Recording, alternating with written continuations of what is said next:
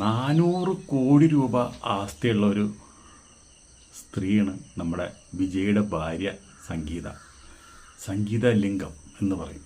ഒരു ശ്രീലങ്കൻ വംശീയാണ് ആള്. പക്ഷേ വിജയിനെ പ്രേമിച്ചതാണ് സംഗീത. വിജയുടെ സിനിമ കണ്ട് ആരാധന മൂത്ത് പ്രേമിച്ച് കല്യാണം കഴിച്ചതാണ്. അപ്പോൾ ഇപ്പം എന്തുണ്ടായെന്ന് വെച്ചിട്ടുണ്ടെങ്കിൽ വിജയ്ക്ക് 2 മക്കളുണ്ട്. 2 മക്കളും സംഗീതയുടെ കൂടിയാണ്. അച്ഛനെ വേണ്ട. അച്ഛൻ ഇൻസ്റ്റാഗ്രാമിൽ നിന്ന് ഫോളോ ചെയ്തായിരുന്നു, അതൊക്കെ അൺഫോളോ ചെയ്തു. അങ്ങനെയാണ് ഇപ്പം അമ്മേരെ കൂടിയാണ് 2 മക്കളും. അത് വിജയ്ക്ക് ഭയങ്കര ഒരു അടിയായിട്ട് മാറി. ശരിക്കും പറഞ്ഞാൽ ഈ നമ്മുടെ തൃഷ്ണയും നമ്മുടെ വിജയും തമ്മിൽ അതൊരു പരിപാടിക്ക് വേണ്ടിയുള്ള ഒരു ബന്ധമല്ല. അത് അവരുടെ ഒരു ആത്മബന്ധമാണ്. അവരെന്ന് പറഞ്ഞാൽ ഒരുപാട് സ്നേഹിക്കുകയാണ്. അവർ നമ്മോട് ഒരുപാട് റെസ്പെക്റ്റ് ചെയ്യണവർ അങ്ങോട്ടും ഇങ്ങോട്ടും. അവരൊരുപാട് പ്രേമാണ് അവരുടെ മനസ്സിൽ മുഴുവൻ. അവരൊരുപാട് സ്നേഹിക്കുകയാണ്. ആ സ്നേഹമാണ് നമ്മുടെ സംഗീതം കണ്ടുപിടിച്ചത്. അതുപോലെ ദിലീപിൻ്റെ കേസ് കണ്ടുപിടിച്ച പോലെ തന്നെയാണ് ഈ ഒരു കേസ് നടന്നത്. ഇവർ പല സ്ഥലത്തും ബന്ധപ്പെടാറുണ്ട്, കാണാറുണ്ട്, സംസാരിക്കാറുണ്ട്. ഈ കാര്യങ്ങളെല്ലാം ഒറ്റ കൊടുക്കാനായിട്ട് സിനിമയിൽ തന്നെ ആളുണ്ട്.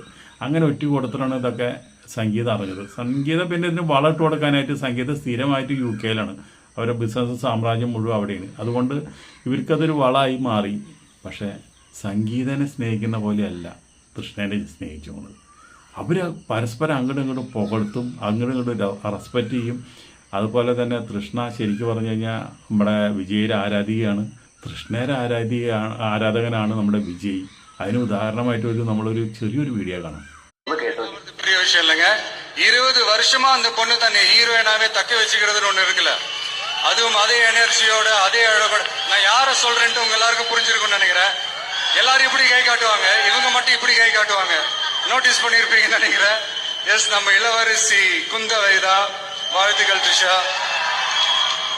ഭയങ്കര സ്നേഹത്തിലാണ്, പ്രേമത്തിലാണ്. അതുകൊണ്ട് നമ്മൾ എന്താണെന്ന് വെച്ചിട്ടുണ്ടെങ്കിൽ സ്നേഹമില്ല, ബന്ധമില്ലാത്ത അത് കോടികളുണ്ടായതുകൊണ്ട് ഒരു ഉപകാരവും ഇല്ല. അതുകൊണ്ട് വിജയ് എത്രയും പെട്ടെന്ന് സംഗീതയ്ക്ക് ഈ ഡൈവോഴ്സ് കൊടുക്കാൻ നല്ലത്. എന്താ വെച്ചിട്ടുണ്ടെങ്കിൽ ഒരു 5 കൊല്ലമായിട്ട് പിരിഞ്ഞ് താമസിക്കാന്നാണ് പറയണത്. 5 കൊല്ലമായിട്ട് വലിയ ബന്ധമൊന്നുമില്ല.